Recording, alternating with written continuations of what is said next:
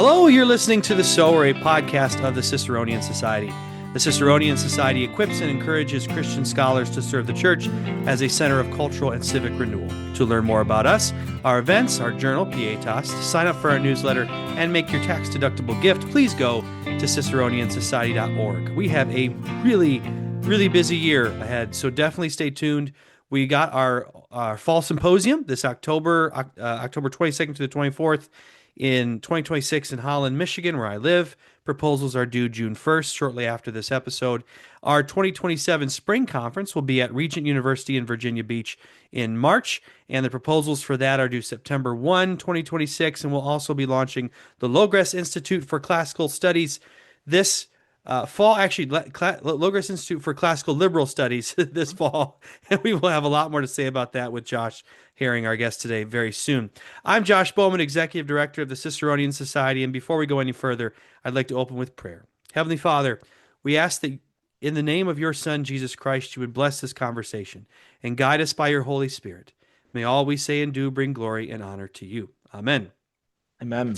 Well, today I'm very excited to be joined by my friend Josh Herring. He is not a new face on the show, and we will be seeing him again very soon. Dr. Herring is the curriculum program manager for the Rafiki Foundation and the director of the Logres Institute for Classical Liberal Studies, which is a Ciceronian Society project I just mentioned. He has taught 6th through 12th grade humanities, spent 3 years in high school administration, and built classical education programs at the college level, and he loves helping teachers, leaders, and parents own their intellectual inheritance. But Josh is also the author of the recently released Sons of Adam, Daughters of Eve, C.S. Lewis, C.S. Lewis's Images of Gender, published by our friends at the Davenant Institute here in 2026. And that book is the topic of today's episode. Welcome to the show, friend. Well, thanks, Josh. It is great to be back on the Sower. Now, in a future episode, we're going to talk more about that Logres Institute, which you're the director of. But this is your first published book, right? That is correct. Awesome. Well, you've had quite a ride getting this out there. Lots of pictures online with it. For those who follow me on LinkedIn, I made sure I put it on my toilet. That's where I read it. That was the best response. I was like, okay, good. I've been going to some links to try and tell people. Now, this is a work of literary criticism, but it's also a book for everybody. And everybody needs a great book that you pick up and you read 1 or 2 pages when you go to the bathroom. This can be that book, as you so helpfully illustrated, That's Josh. right. That's right. I mean, it's a way to get me off my phone. We'll put it that way. So that was, I did not read it on the toilet. I just want you to know I did not. But I mean, I would. I don't know how you feel about that. All right. The topic of this book is... how do we say this? Radioactive? Sure. And I mean this, it's not a topic you pick as a conservative or Christian if you want a career in modern academia. I mean, you just like punched yourself in the face. And it's not a commentary on your writing ability or your scholarly quality. I think it's great. It's more that you're simply demonstrating, in a very basic sense, that C.S. Lewis stands squarely and clearly in line with traditional Orthodox Christian notions of what it means to be male and female. And among secular higher ed, even among some educated Christians, we know, that is a toxic place to be. So why write this book? Why do this to yourself? Well, let me start answering that by just confirming that, yes, there's a toxic idea. And like many other people, it took me a while to find the right publisher. I won't name the people who rejected it, but I did go to 2 pretty big Christian evangelical publishing houses in hopes of even starting a conversation about adapting my dissertation into this book with them, and just immediately shut down. No interest in that, despite the fact that I think questions of gender are really prevalent in the church today. And the Church of Jesus Christ, not the fake one of Latter-day Saints, but the actual Church of Jesus Christ, has all the resources for life and godliness in Scripture. And we have great Christian thinkers like C.S. Lewis who draw on the tradition under the lordship of Christ to give us everything we need to be able to combat bad ideas and celebrate truth. But that is not something that big mainstream publishers are interested in taking. So I was thrilled when Reese Laverty at the Davenant Institute was on board with this book and was willing to take it. This book started life as a dissertation, and I really wasn't intending to set out just to necessarily pursue something that was that was, as you said, radioactive. I was looking for a dissertation topic, and I once upon a time was going to do something on Arthurian literature. I then discovered that there were about 25 people on the planet who read doctoral books on Arthur. I was like, nope, nope, don't want to write one of those for that particular audience. And then I was kind of stuck for a topic, and I was in a class where I was reading Paralandra, and I stumbled across the line where Lewis says that gender is more real than sex. I was like, well, wait a minute. I think I had just read something where there was somebody on the right saying we should just drop the whole idea of gender and go all in on biological sex. And I was like, well, wait a minute. Now Lewis is on to something really interesting here. If he's saying gender is more real than sex, what does he mean? And that kind of sent me down the rabbit trail. And once I was looking for gender and Lewis, it's something he thought about a lot, and he wrote a ton about it, and it just starts showing up everywhere that you read. And I had something that was not really widely written about in the Lewis scholarship. I had an advisor who thought the idea of tracing Lewis's thoughts on gender was great. And those were kind of the two big things I needed for a dissertation. Yeah, and I would add, just talking to you, thinking of this now, is one of the things I think your book helps with, and what C.S. Lewis in general helps with, is even before we talk about things like, say, feminism or critical theory or the transgender movement, in all these ways that our popular culture has confused the notions of masculinity and femininity to where we don't even know what they mean anymore. I think even before that, even when you and I were growing up in the 90s and earlier, Christians didn't have a great, how do I say this, program, systematic way of thinking through what it means to become a man or a woman, right? In the sense that, because humans are always, you're born a person made in the image of God, inherent, you have inherent dignity. But we're always becoming something more. We're born into sin. We have to, it's not just getting rid of sin, it's becoming something, right? It's not just taking away the bad parts of us. It's also adding to what we are. And so I think there is a movement here. At least I can speak to the side of men. Like, have you ever heard of Primal Path? John Tyson. Yes, my dad and my brother did like a Primal Path weekend. Yeah, yeah. They were a little weirded out by it, but they came back with some great stories. Well, we're actually doing it at my church, and I was just at an event last night with my son. But it's recognizing, and there's similar movements happening among women, is that when children are growing up and they say, what does it mean to go from a boy to being a man, or going from a girl to being a woman, right? What does it mean to grow up? We haven't been giving, if we give any answers, they haven't necessarily been good ones, right? And so the church might look at secular pop culture answers and say that's gross, and we don't want to do that. But then what's our alternative? Because part of the reason for the success of these movements has been the failure of the church to offer better answers, or offer to answer at all, right?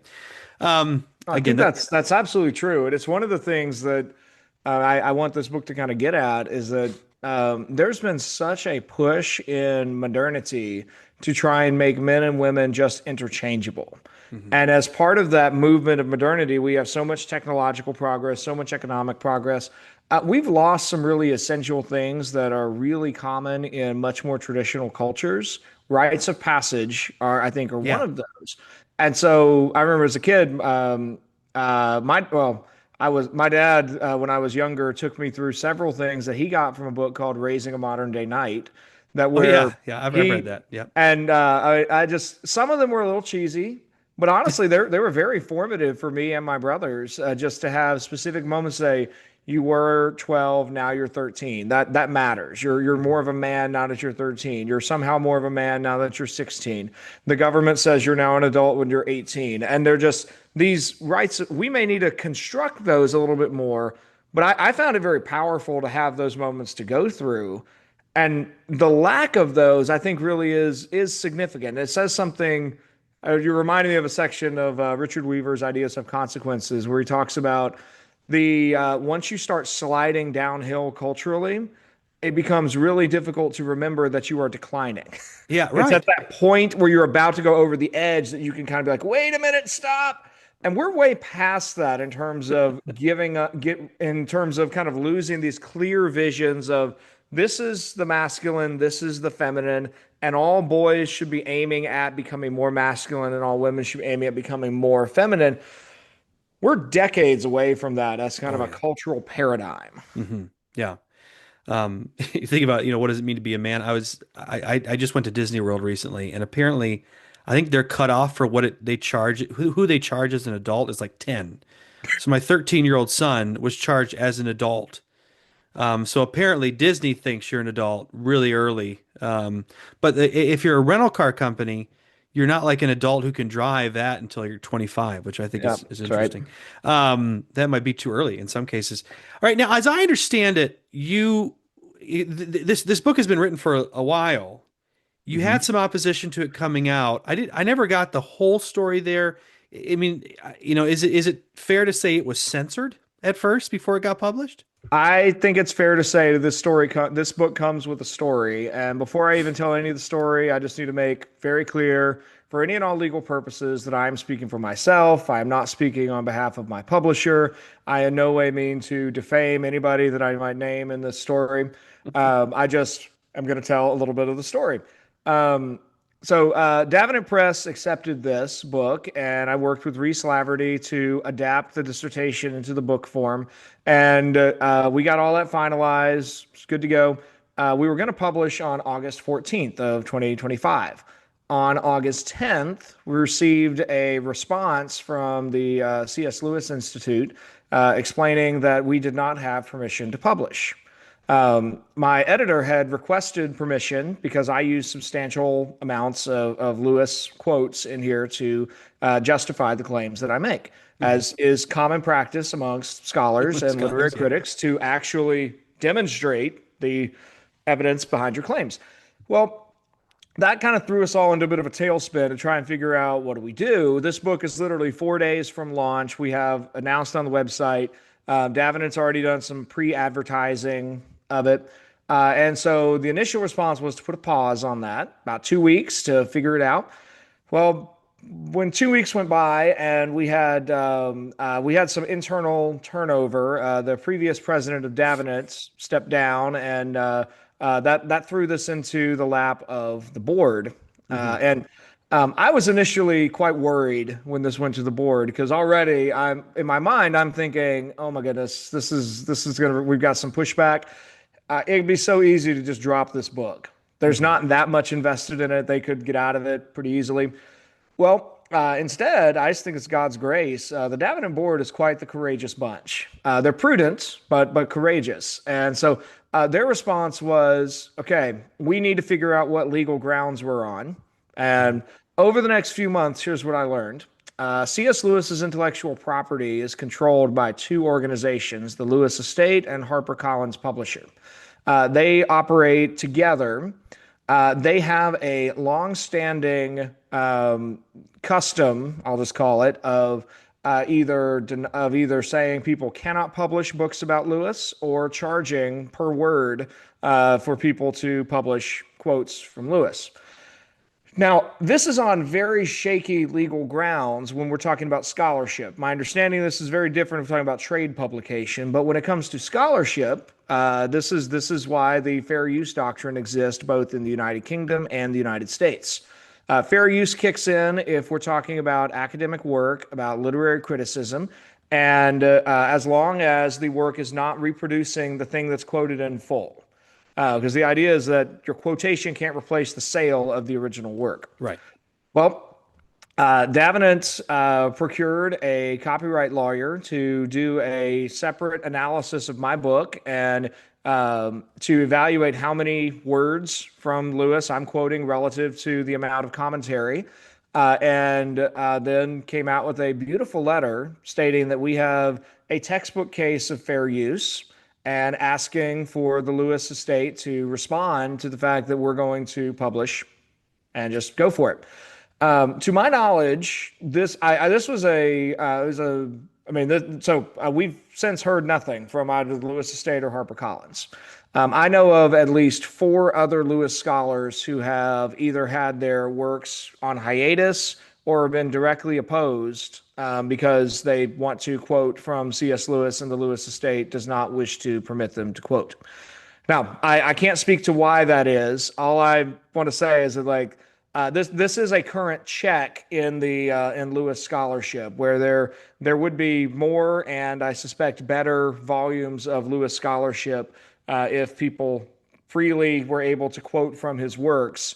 And what Davenant did was just say, okay, we're on good grounds.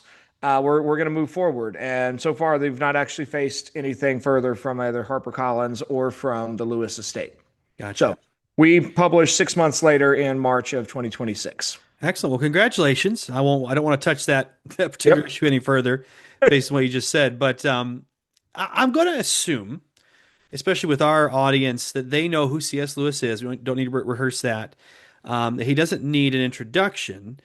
But if you're one of the rare exceptions to that, pause the episode, catch up, Google him. Lots of stuff out there. Yep. You won't be in want of information. But when it comes to his biography, we know that he had a close, because remember, this whole book is going to be about how C.S. Lewis thinks about masculinity and femininity. We know he had a close circle of male friends, the Inklings, especially, most famously. I think there's one woman who ends up being part of the Inklings for a time. Is it Anscombe? No, I mean, you're probably thinking of Dorothy L. Sayers. Yeah, exactly. And Yeah, she's associated. There's debate about whether or not she was she was actually in actually. the Inklings, but she was associated and friends with Lewis and others. Well, I mean, most of his close friends, right, are male. Mhm. He had experience in World War One, fighting in the trenches alongside friends, several of who died. One in particular. It's so easy to see how he could appeal to personal experience to describe masculinity in Mhm. a positive and negative sense, right? Which is important here. So I think he's on solid ground, but I could easily see someone reading this and be like, look, are we really going to listen to what Lewis has to say about femininity? He's not a woman, doesn't identify as a woman. His mother dies when he's a boy. Mhm. He doesn't get married till very late in life. And it's a marriage that lasts what, 3 years? It's cut short. As his wife's name is Joy, and she suffers. I can't remember what the sickness is. She dies early young. Mhm. He does. I know he also cares for one of his friends dies in World War One, and he cares for his friend's mom for a time right after the war. Mhm. I'm drawing blank on the name there. Mrs. Moore, Janie Yeah, Moore. yeah. But when Lewis is thinking about femininity, who's coming to mind here? I mean, just thinking of his biography, can we Yeah. trust him? Well, it's a great question. And part of it, so I mean, you already mentioned several of the places where I think you can easily point to. I mean, and when you say he was caring for Patrick Moore's mother, that's objectively known that for several years that was a sexual relationship prior to Oh. his conversion. Hmm. Actually, I was just at a conference a couple weeks ago where one of the speakers told a story that immediately, Lewis lived in Mrs. Moore's house. Hmm. And in order to get downstairs, he had to leave his bedroom, go through her bedroom to go down the set of stairs. And but right after his conversion, one of the first things he did was hire a contractor to build a set of stairs going right outside his room. This was kind of an immediate proof of change for him, was that his Hmm. relationship with Mrs. Moore changed. It was no longer a carnal relationship; it was much more a friendship and financial care for her. But that was a close relationship for about 20 years. Hmm. It was long term. Lewis also kept up significant correspondence with different women over the years. He had, I'm blanking on the lady's name, but it was a nun that he wrote to about poetry pretty regularly. He had several women in his life, but the trick with Lewis is that I'm not sure that any of that is particularly relevant Hmm. because what Lewis is trying to do, particularly in Paralandra, is not speak about a particular woman as much as he is trying Right. to articulate the form of the feminine. And he's attempting to give us an instantiation of the universal. And that's really what Lewis does in his characters. So you get, I mean, and throughout, I think this is true across Lewis's fiction. He's not a great writer in the sense that he's going to give you deep, flawed, problematic characters who are truly unique. There's Hmm. other writers who do that. Yeah. Instead, Lewis is going to give you a character who represents sort of a type, and then he's going to flesh that character out to in greater detail over the course of the story. I Hmm. mean, you can see this, I think, really easily in The Lion, the Witch, and the Wardrobe. I mean, the four Pevensies, their children. Peter is the leader. Edmund is the traitor to be redeemed. Susan is the bossy older sister. Lucy is the cute one. Yeah. And they each get fleshed out in more detail over the story and over the succeeding volumes. But it's not like that's I'm trying to think of a good counter example. It's not like a modern novel that might go all in on like Peter's deep traumatic past and what formed him as like the leader of the band. He's not doing that. No.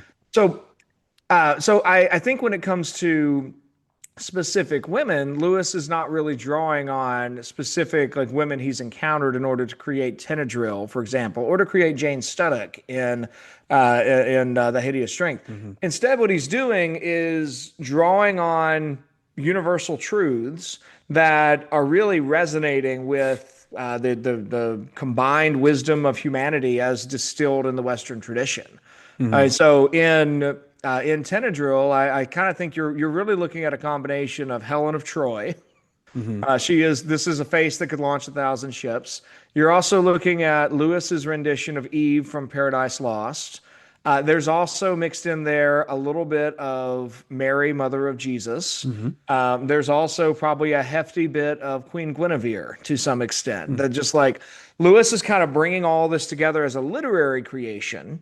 Now, I can't prove that necessarily, but I think there's all these. This is a literary creation. So in that sense, I think what we can definitely trust Lewis for is being a channel of the tradition in whatever he's writing, and Hmm. that's where I think he draws his characters from. Now there are parts of that hideous strength that are definitely drawn from like his real life experience. I'm thinking particularly of the college committee boardroom scenes in Radcliffe Yeah. College. I once told Jason Jewell that I didn't really believe those scenes, and he just started laughing at me. He's like, "No, Josh, No, they're very believable. Merlin, whatever, who cares? Like those scenes, that is the college." Yep. And he was, yeah. Yeah, it's immediately relatable. Yep. Um, I want to come back to some of those allusions throughout his kind of literary experience. But first, you have to set up because you're not putting Lewis against a straw man or straw woman. Here, there is a tradition of feminism in particular, Yep. but also just a tradition of gender theory that you're responding to, and you specifically focus on Simone de Beauvoir. Am I saying that right? And Judith Butler and their radical reformulations of gender, or more accurately, perhaps the elimination and negation of gender. Why is this? I don't want to take too much time on this, but why in particular is this perspective, which in some cases has become the default, Mhm. especially among secular education, but even among others, why is it so dangerous? Why is it harmful? Why even confront it at all? Well, I want to answer that question. I want to back up just a little bit because I Mhm. got to De Beauvoir and Butler with the help of Scott Yenner and his book, The Recovery of Family Life. That book was incredibly helpful to me because Scott did the work that I really didn't want to do. He somehow has managed to read all the volumes of radical feminist thought and distill them into about a 70-page genealogical chapter. Wow. And so I'm basing that largely on him because he makes a massive break point between first wave feminism and second wave feminism with Simone de Beauvoir. Hmm. And that I think will help to answer part of your question. Like the second wave feminism and from de Beauvoir onward is so particularly toxic because it loses sight of who women actually are and is no longer really interested in helping women become more womanly. Right. Instead, de Beauvoir believed that woman is entirely a social construct and that it's the role of technology and economics and social policy to enable women to overcome this social construct. And that became an incredible she was an incredibly powerful myth maker. One of the things I discovered is that still to this day, and I bought a book of feminist scholarship purely to be able to read enough to cite it. She is the second sex is still cited in every gender studies course taught in the United States, which is perhaps a couple of courses fewer in 2026 than they were in 2023, but those still exist. Feminism isn't dying tomorrow or anything like No. that. Um, De Beauvoir, and because of that, what really I don't believe that means that thousands of women every year or a few hundred men taking those courses. I don't believe they're actually reading all of the second sex. But what I think they are getting from those courses is the myth of woman that de Beauvoir articulates so powerfully. And that's the piece that I found as I read through the second sex. Like she makes unsubstantiated claims on almost every page of that volume. Mhm. And she does that because she's not writing an academic monograph. She's not having to prove this.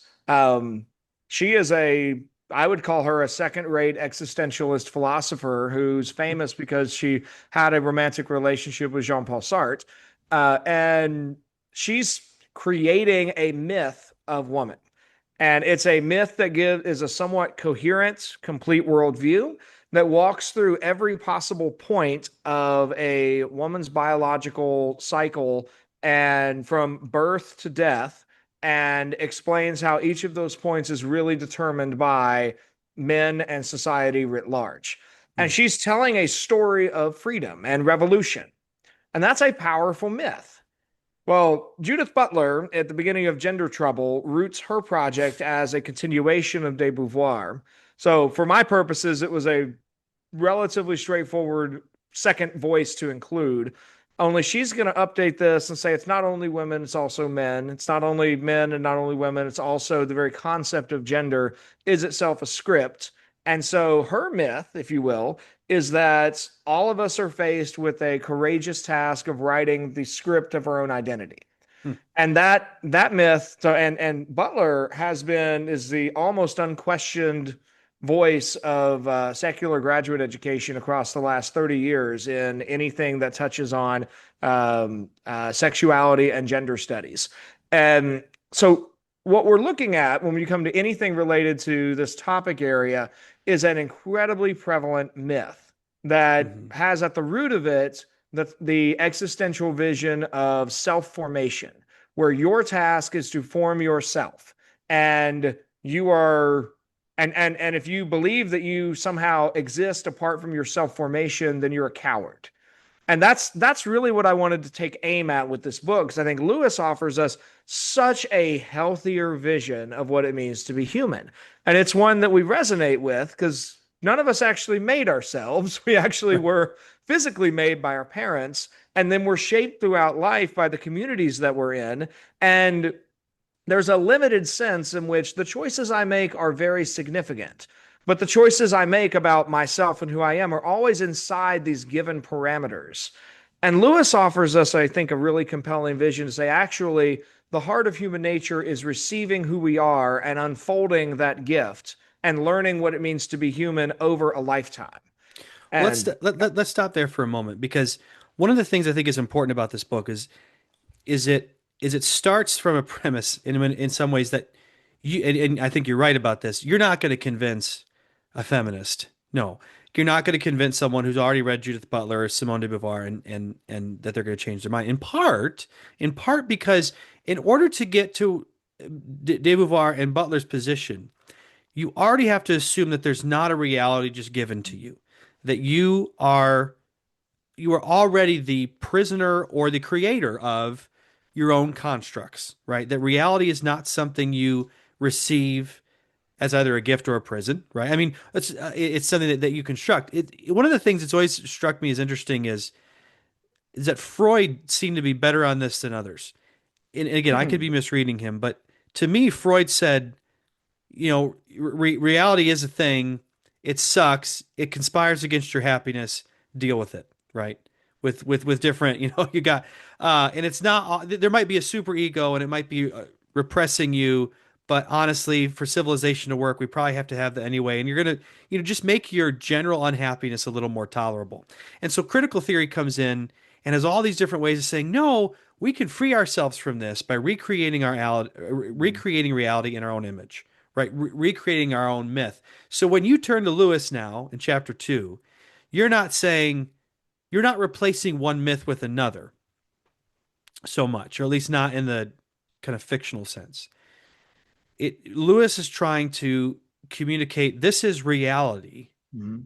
I'm going to have to use myths and stories I to know. tell it because that's the kind of people we are. And that's also why Simone de Beauvoir is so persuasive, right? I mean, she's telling a story that is half. I mean, I'm not a woman, but like when you're reading the book, you realize, okay, I can see how this would persuade someone who's been through these types of things and doesn't quite have a good story to match this experience. Yeah. So it's persuasive only if you don't really have a better alternative, right? Although it's still not coherent on its own. But so going to chapter 2, then you're going to look at Lewis's most explicit nonfiction commentary on the topic of gender. Where did you find these passages specifically, and was there anything that surprised you? Oh, that's a fun question. The best short place where I found great stuff was Lewis's essay, Priestesses in the Church, ends with a question mark. And this was a live question in the Anglican Communion in the mid 20th century. Should there be priestesses? Still is. And Lewis comes down squarely in the negation. You're Mhm. making a face, Josh. Do you want to chime in now? No, no, go ahead. Okay. I'm part of the ACNA, and we still Yeah. deal with this. So keep going. Yeah. So, and it's the best place where Lewis specifically explains what he means by masculinity and femininity, and he does it in terms of the way God relates to creation, where the masculine is God projecting being from Himself outward from Him. In that sense, he says all creation is feminine because it receives its being from God.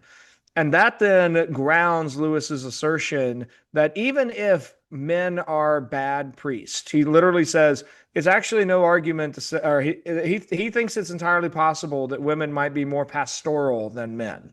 But he argues that because the priest role is to represent God to the congregation, that a woman cannot play that role because she is representing the feminine as a woman. So even if we're talking about a bad man representing the masculine, it's no solution, Lewis says, to have one who is not masculine at all to then Mhm. take that place.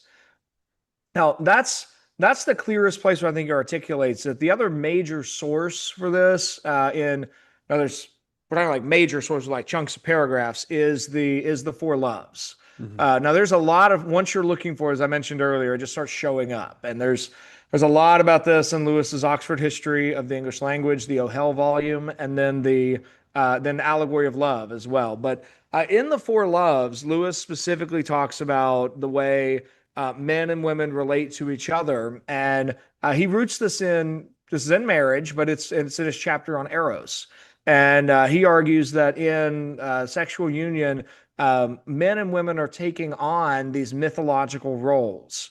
The man is the sky god, the woman is the earth mother.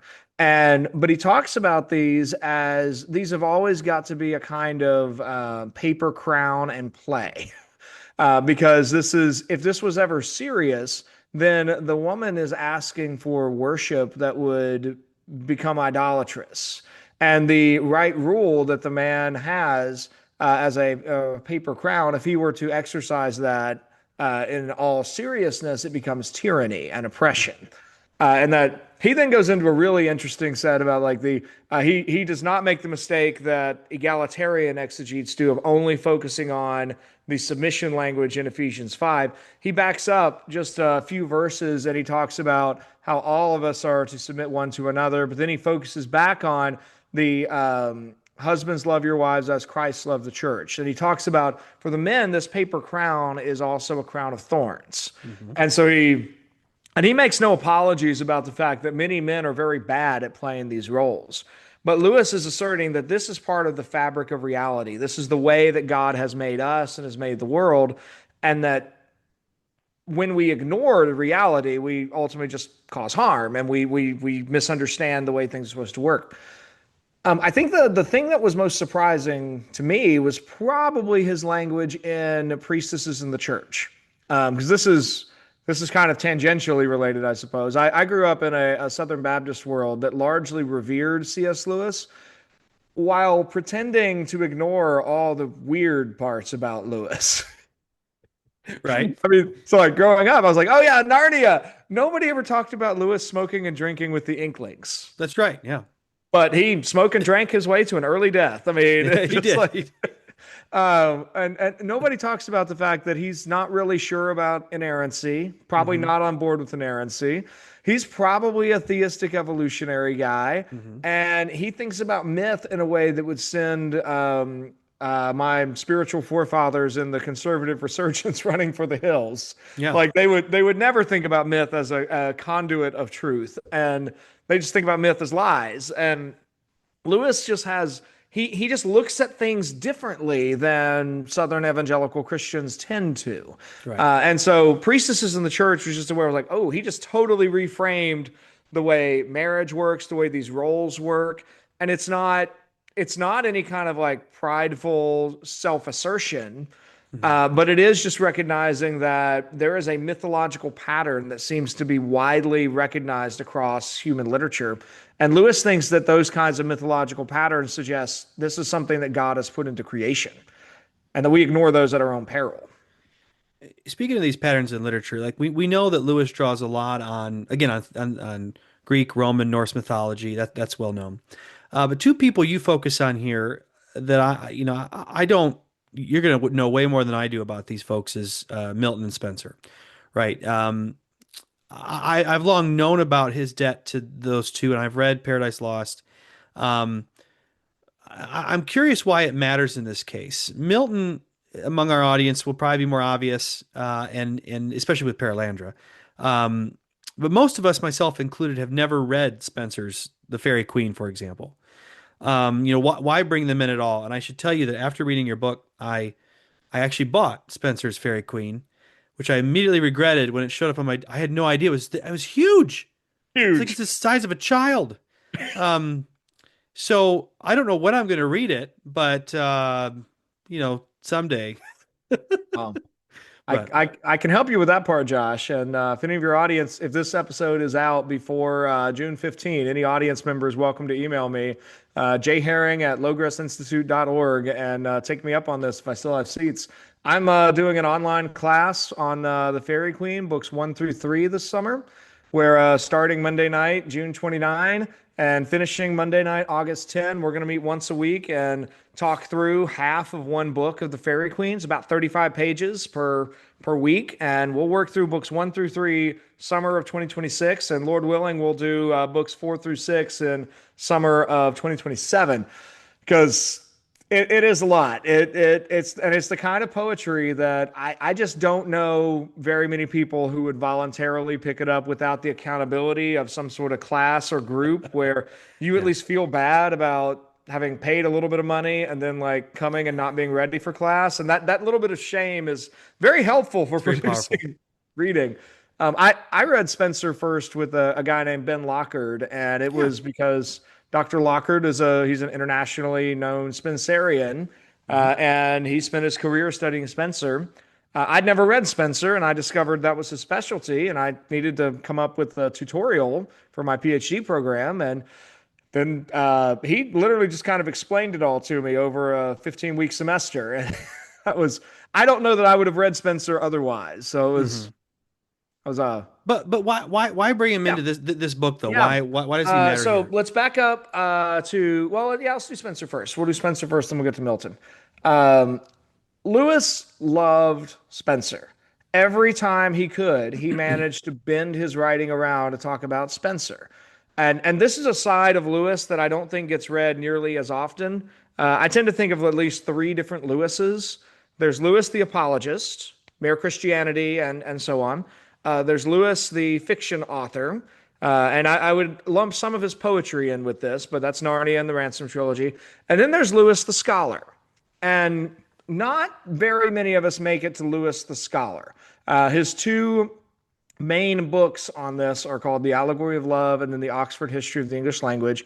There's also The Discarded Image. And there's a couple of volumes of essays that are more in the scholarly realm than the apologetics realm. And it's in Lewis's literary criticism that just Spencer shows up everywhere. And Spencer is this major influence on Lewis. So this incidentally is the section of my book that offers kind of a new contribution to Lewis scholarship. This is where not this was something that hadn't been really written about before, but I go through and kind of show Lewis's debt to Spencer. And I think it's not a debt that goes in sort of a one-to-one parallel where like this character is that character.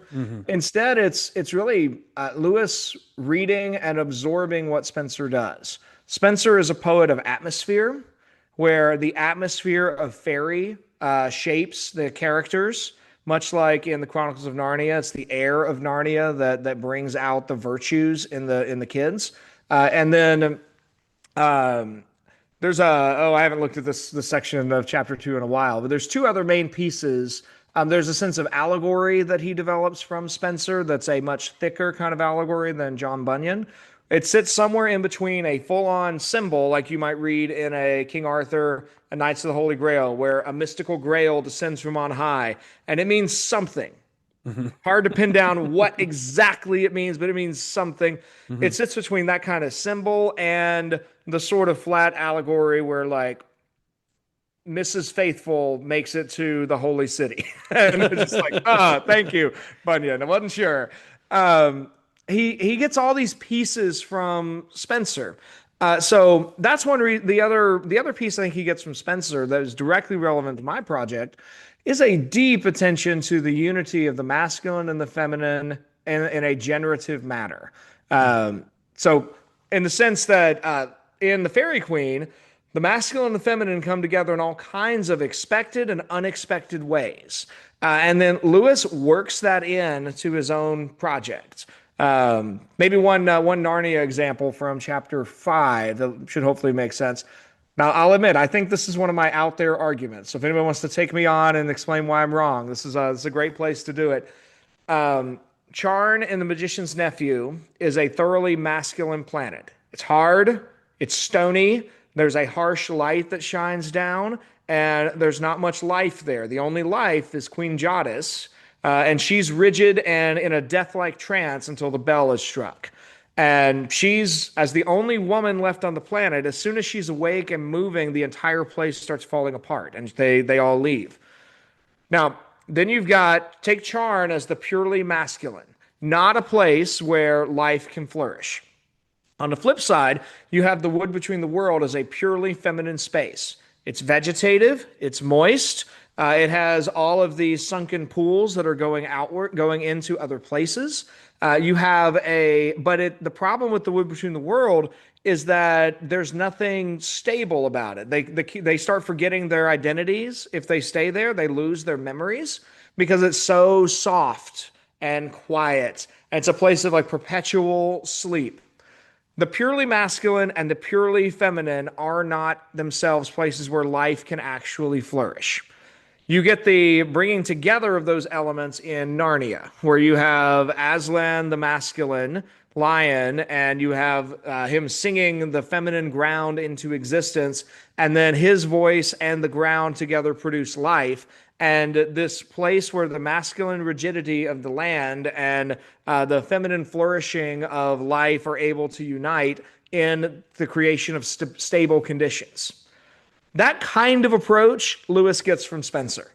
I argue it's directly. I think it's in the. You see something analogous in the Garden of Adonis, for example, and that's in chapter 2.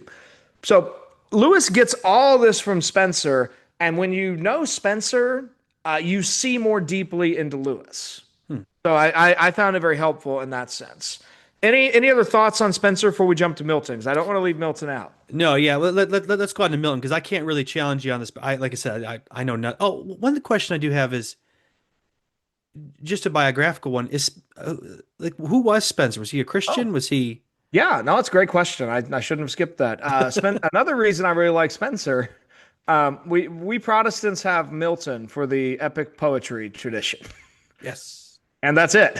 That's it. That's all we got. The rest of them are Catholic. Yeah. Except for, and Spencer's Protestant. He's English. He served in the court of Queen Elizabeth I. He was in colonial administration in Ireland. And Josh, I don't know if you have any Irish blood in you, but Spencer hated the Irish. Oh, wow. He Okay. had he was sort of the typical exemplar of the colonial administrator who thought very poorly of the people he was The people he was overseeing. administrating? Yeah. And he was just like ready to drop the hammer of the English army on the Irish at the least provocation. But so he's right in there with like Sir Walter Raleigh.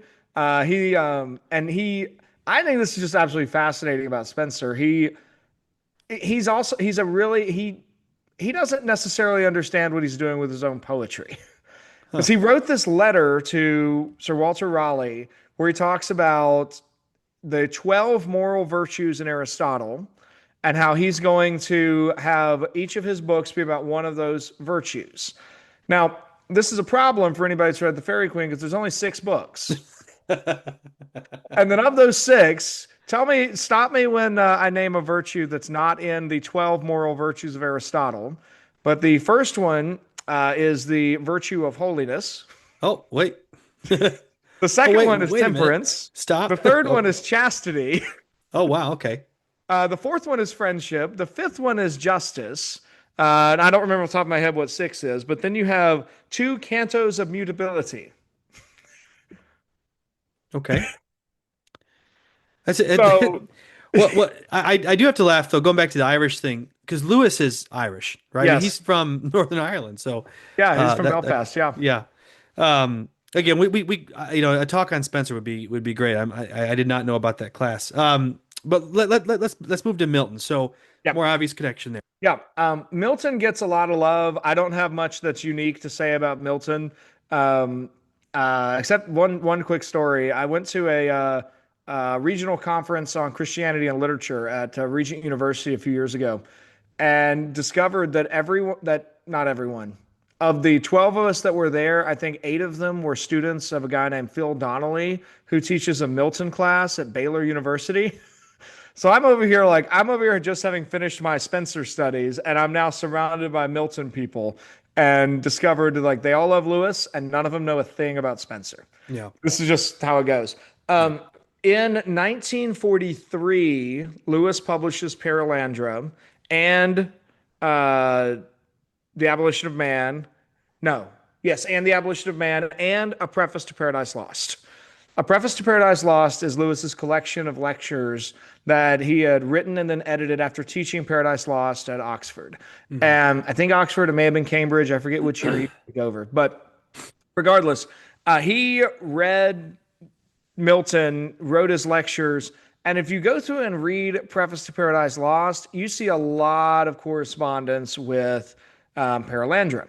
So I think that what Lewis is actually doing is identifying the flaws in Milton. He has immense praise for Milton, but talks about 2 flaws. First flaw is like Milton, you can't do sex scenes without triggering lust. Yeah. And there is a pre-fall and a post-fall sex scene in Paradise Lost. Hmm. And they're very helpful for contrasting the nature of pre-fall love and post-fall lust. It's very obvious. Lewis says, Milton, this is an artistic failure because you just can't do that and not trigger lust. And then the second thing he indicts Milton for is making good and God sound boring. So so I think what Lewis is doing in Paradise Lost is saying, okay, how can he do a version of Paradise Lost that does not fall prey to those same problems? So when you go to Paralandra, this explains in part why Tor, the Adam figure, is off scene for 90% of the book. Okay. And it also explains why God doesn't really talk a lot, except there's a scene where Ransom is getting a very intense set of feelings and kind of narrative speech from the Holy Spirit. Hmm. And so Lewis is trying to show the goodness and the excitingness of holiness. And I think he achieves it. He actually makes it sound attractive to be good in Paralandra. And that's what he sort of he inherits that challenge, I think, from Milton. Okay. So you mentioned Paralandra. I guess I should take a step back here real quick. Just for those of you who may have only ever read Chronicles of Narnia. The Ransom trilogy, sometimes called the Space trilogy, I think incorrectly, it goes out of the Silent Planet, Paralandra, then That Hideous Strength, That's right. Ransom. What's his first name? Elwyn. Elwyn Ransom. He's a philologist, right? He's the main character of all three. Well, He's main character of the first two books, and then a sure. pretty significant character. I would, yeah, I mean, a pretty significant character in the third one. Um, it's more complicated than that. Chapter three deals with a little more, at least for books two and three of that series, Mhm. especially Paralandra. In the interest of time, maybe we'll come back there, but I want to move on a little bit here, Sure. because chapters four and five move on to Narnia, so that's more familiar ground. You look at several images or motifs that you identify throughout all the chronicles.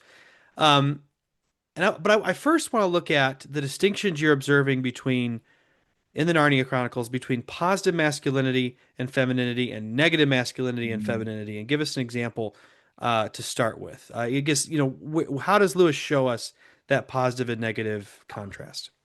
So in Narnia, particularly, I think we're helped by Lewis being pretty overt in some of his essays about what he's trying to do. I'm thinking of one of his essays. It's in the collection on stories. He has an essay about, I think it's in something about writing fantasy, but I'm blanking on the title. But he talks about his goal is to sneak past the watchful dragons of skepticism. And part of the way he does that is by avoiding the temptation to be overtly didactic. Hmm. So, Lewis's method, I think, in Narnia is not to be preachy. It's not to be a Sunday school teacher. It's in like, see, look, isn't Aslan Jesus? It's instead to show you Aslan as Jesus in such a way that suddenly you make the connection yourself. I think what he's also doing in the midst of that is showing us in pictorial form through these images his understanding of what positive and negative masculinity and femininity are. So when you look at the different characters in Narnia, you start to see some patterns. So positive masculinity, let's take Peter, the High King of Narnia. He's the oldest brother. He has these natural tendencies to be in charge. But his being in charge is never oppressive to the siblings. He actually has a collaborative leadership model where, and you, this is maybe applying a bit of a businessy leadership kind of tack to Narnia, but you look at Peter right as they get into right as they get into Narnia, and he moderates this discussion as they discover that Edmund has been there before and has lied to them, and then Susan wants to go back and get some food, and he moderates that decision. He doesn't just like throw down the gauntlet and assert himself. And what I think you see across a second really good example is in Lion, Witch, and Wardrobe, Mr. Beaver, where he definitely has a clear role. He's the head of the home. He's the leader of their band as they go to Aslan.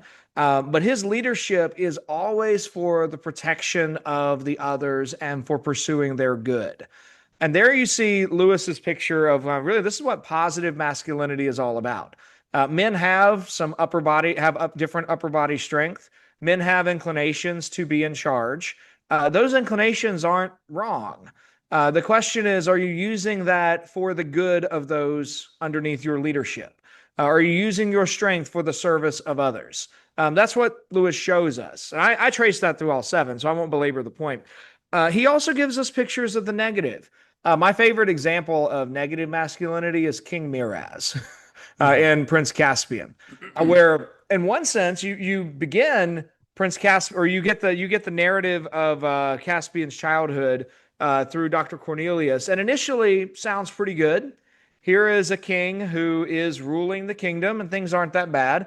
But very quickly, you learn that this is actually a tyrant. And Aristotle defines a tyrant as one who uses his power for his own benefit, a single ruler who uses his power for his benefit rather than the good of those underneath his rule. And that's precisely what Miraz does. He passes excessive taxes, he suppresses the true religion, and he is actually a fool who's ruled by his pride, and as such, he's manipulated by his lords. Um, So you get this picture of false masculinity, where this is a masculinity that actually leads to a lack of flourishing rather than enhancing flourishing of those underneath it. You get the same in the feminine, and I'll give one example of each for time's sake. A positive, my favorite picture of positive femininity is actually Mrs. Beaver.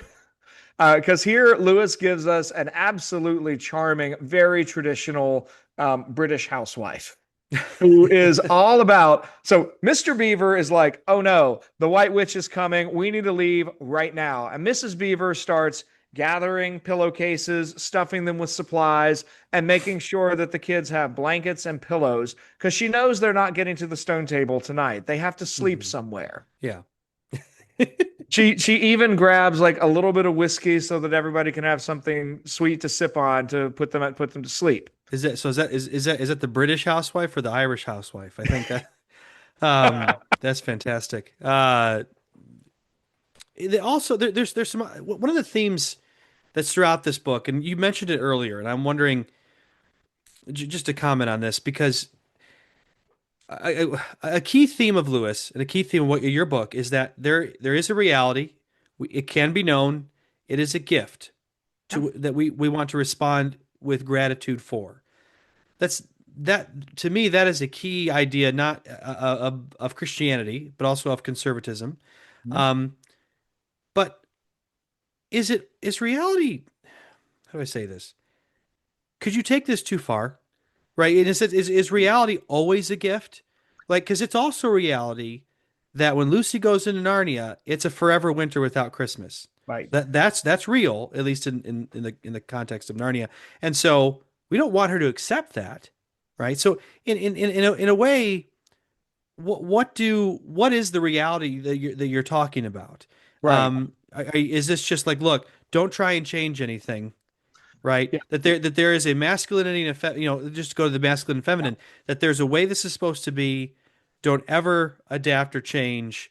Just keep it the same as it has been since Adam and Eve. And that's not what you're saying, but can you see how No. you could take it that way? Yeah, yeah, yeah. I mean, and maybe to use one real world example too, because I think the argument extends in Lewis's fiction, but also in real life.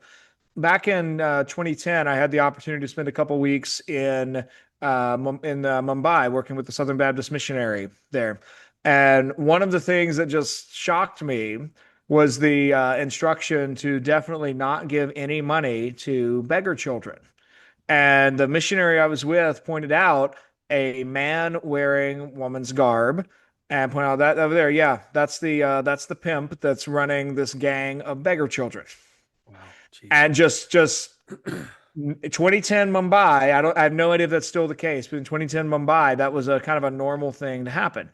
I'd never want to say that's part of the givenness of reality, Yeah. because part of what the reality I'm talking about, and that is evident in The Lion, the Witch, and the Wardrobe, is the what Al Mohler would call creational order and Hmm. the creational design of what's originally given in God's order.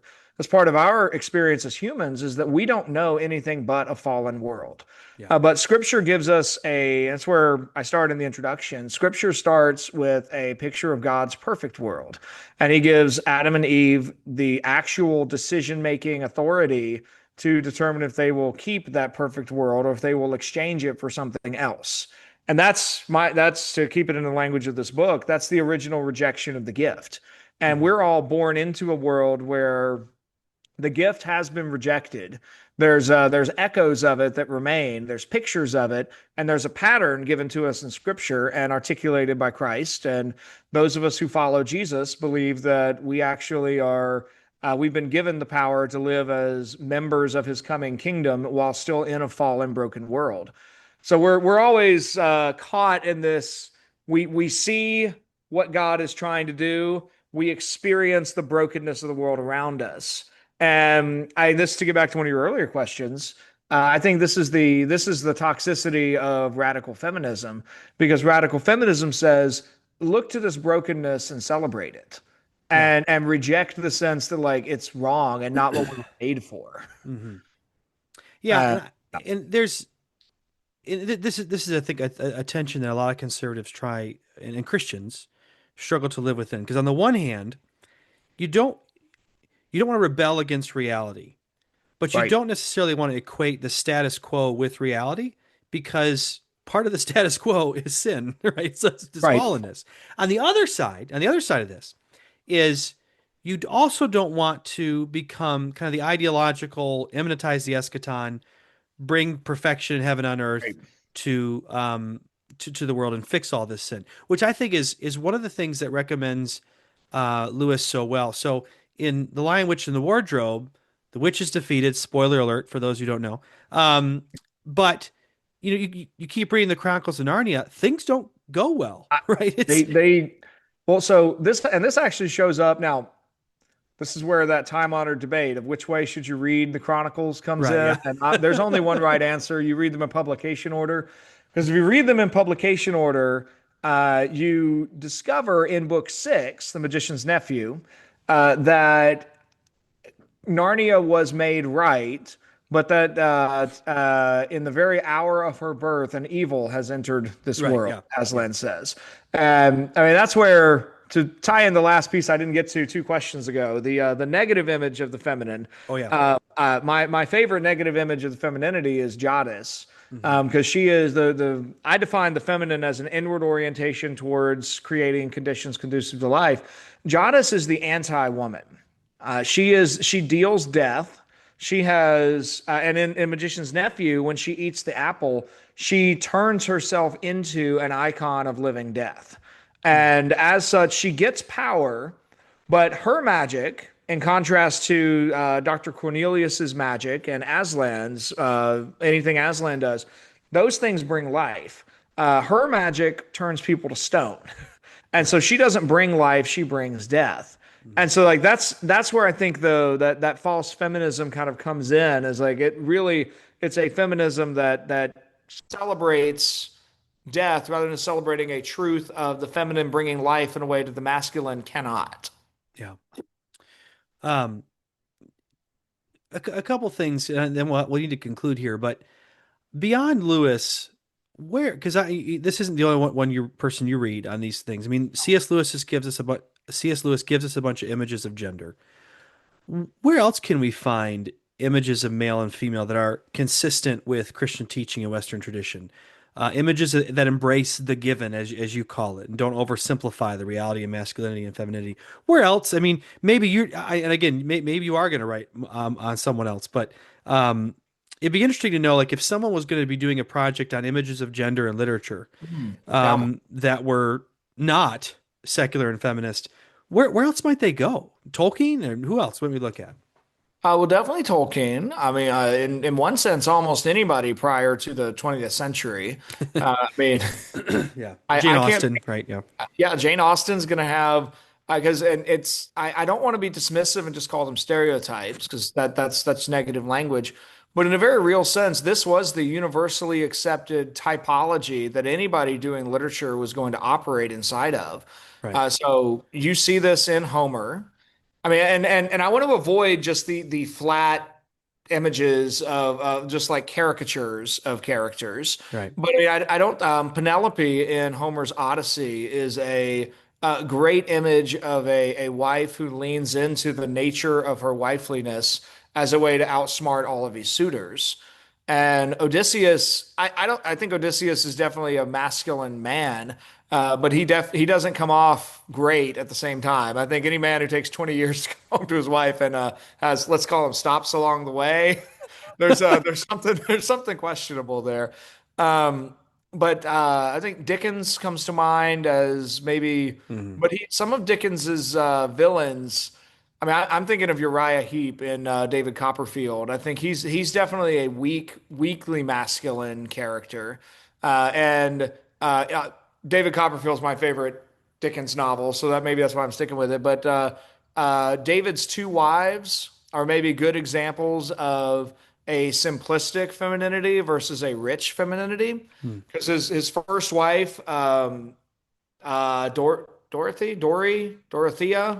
I've never read it. I can't help you. Oh, okay, you got to read Copperfield. He marries he marries young, and he marries an idiot, and it just like she is this superficially pretty wife. He marries the wrong woman, basically. and she just like worships him, but she's fawning and doting and simpering. And as the reader, you're just like, would you please die already? And then Dickens obliges and he kills her off so that Copperfield can Spoiler marry. alert! Come on. It's on page like 800, and the book came out over 200 years ago, so I think Fine. it's fine. But then he marries Agnes, and she is like this wise woman who makes David more of himself. Now, if you're looking more in a fantasy realm, I really like Lloyd Alexander's Chronicles of Prydain series. Hmm. It's basically a retelling of Welsh mythology from the Mabinogion. And there's a very you've got just it's a coming of age story across 5 books for the main characters, Taran and Eilonwy, and they both incarnate these same principles just very authentically. And like Eilonwy kind of has both she's a princess who goes along with all these battle stories, but then she has to go away for princess training, and then she comes back and she doesn't quite fight in the battles the same way, but she doesn't want to go away with all the ladies sewing in the castle either. And Taran deepens as a man and as a leader. Um, Slightly adjacent to the Christian tradition, I would say Orson Scott Card is very faithful to thinking through these things really well. I would have 2 years ago, I would have said the same thing about Brandon Sanderson, but he went and embraced the trans narrative in his latest novels. So not so much Brandon When did Sanderson. when did that happen? The book, definitely book 5 in Stormlight Stormlight Archive? Archives. I'm on book 2 of that. Oh, I'm new to Sanderson. Does he ruin it? Gosh darn it. it Don't, was no spoilers. Don't give me any yeah, spoilers. well, no spoilers, but I missed some stuff in book 4, and then I couldn't miss it anymore in book 5. And I don't think it's an accident that he did that with book 5, and he got his deal with Apple TV to turn Mistborn into a TV show. Can't prove it, but So disappointing. just saying those are some dots, and in my head, those dots connect. But like going back and again, if we're gonna get some comments, it's gonna be something about Sanderson. But like I've been enjoying it. This Yeah, is my first yeah. encounter with Sanderson.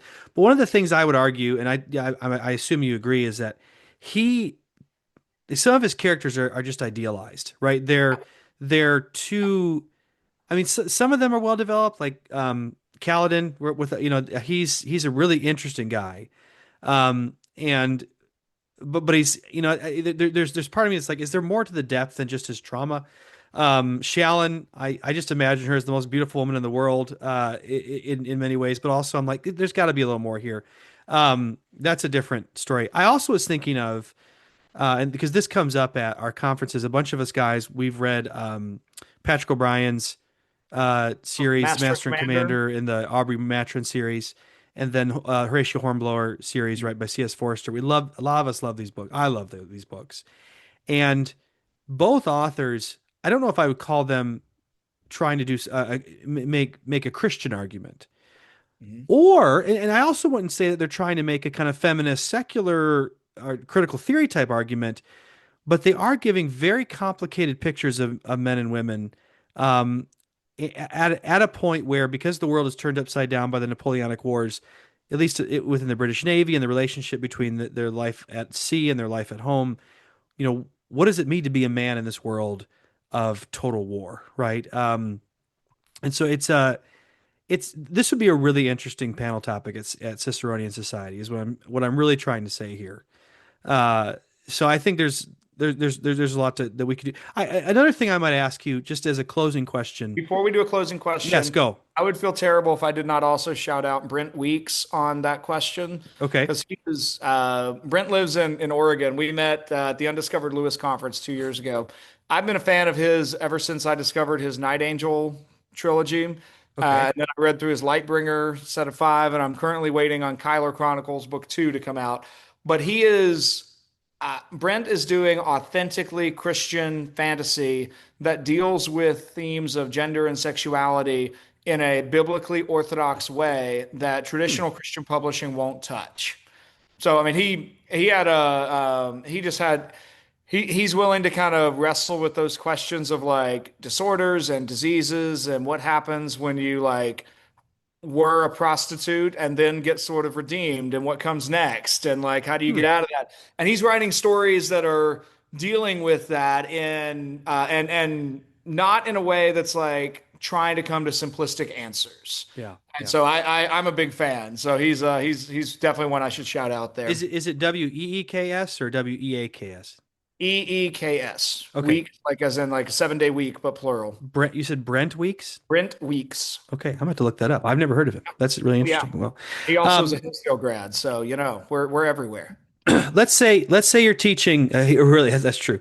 Um, let's say you're teaching a class on images of gender in literature, Yep. which actually that'd be really interesting. Um, we can come back to that with Logres. The certificate in a certificate in gender studies from the Ciceronian Society. No, Disastrous. no, Josh, we can't do it. We can't drink the poison. No, okay, but it'd be all right. Never mind. That's gonna, yeah, that'll take us. But let's say you're offering a class, images of gender in literature, and you want to convey a complicated, Mhm. a true, a real vision of this from a Christian perspective. Yeah. Give me four books you're going to assign.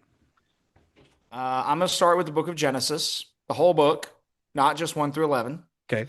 including chapter 37 with Judah and Tamar. Got to have that there. Yep, that's important. Um, I'm also probably going to assign as a standalone that hideous strength for the interplay between Mark and Jane and some of the conversations that Ransom has with Jane about masculinity going all the way up and the way she has not yet and the way she's not yet learned obedience. Hmm. And that and particularly even just the line that obedience is an erotic necessity. That for that line alone, it's worth assigning. Um, what is that one? I would not do Paradise Lost. I'd probably pick a book, maybe two books from the Fairy Queen that I'd Mhm. assign. And then, goodness, I don't know. Um, Probably either Le Mort d'Arthur or Création de Troyes. I'd get something Arthurian in there. Hmm. Okay. Interesting. Yeah, Interesting. You could have mentioned Paralandra. I could Or have. I you mean, could have. That's if too I was easy. truly trying to be fair and do like, I mean, part of it too would be, I mean, that would all depend on the nature of the class. Right. Are we doing, are we trying to somehow do like the whole of like Western tradition, or are we doing like a national thing? Because like I just finished reading my first Steinbeck novel, East of Eden, and it does have a lot of play on gender in there, Hmm. but I don't think I'd ever assign that one because I really think it has a toxic moral imagination element to it that I would, unless we were doing a modernist class, and I was like, well, that might fit for a modernist class, but you could say the same thing about William Faulkner. You Yeah. could also say the same thing about Evelyn Waugh and Brideshead Revisited, though he's got a great moral imagination. That's not the Well, toxic term. and I think this is something that I think is misunderstood. Like you're on the same page with me here, but I would never just assign all. Well, it depends what age we're working with and the maturity of the students. But at some point, you want to introduce the people that are quote unquote toxic, right?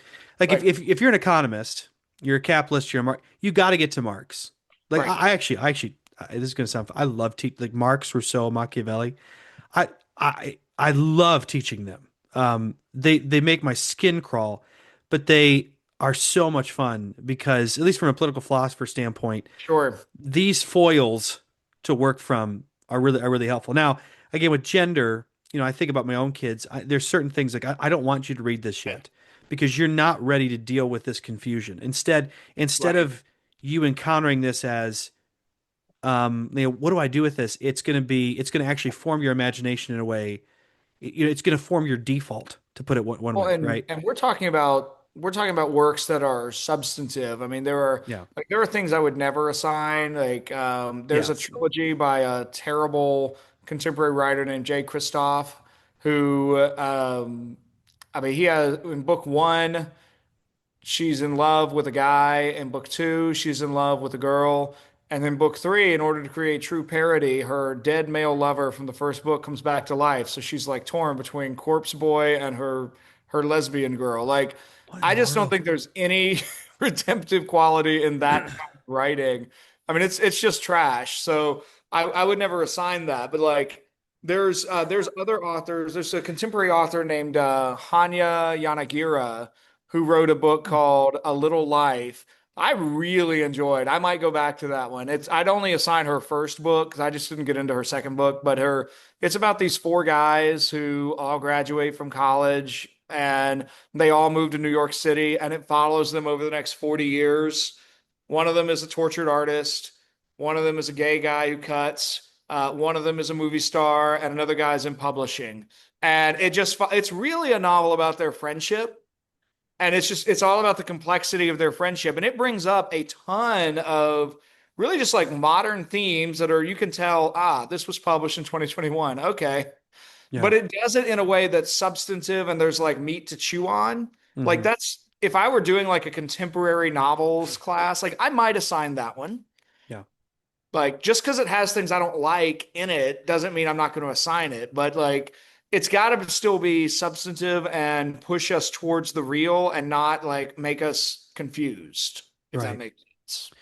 Well, there is so much more that we could talk about on this. I love these discussions, and this is a great preview for what you get at Ciceronian. So if you hear something, of this topic, even if you disagree with these two Joshes, you're more than welcome to come give a different paper or a rebuttal. We welcome that conversation. I just thank you so much, Josh. I appreciate it. Well, thanks so much for the invitation, and really appreciate the chance to come on and talk about the book. Sons of Adam, Daughters of Eve from Davenant Press. There is a link to that in the show notes, and you can purchase it there. All right, you've been listening to The Sower, a production of the Ciceronian Society.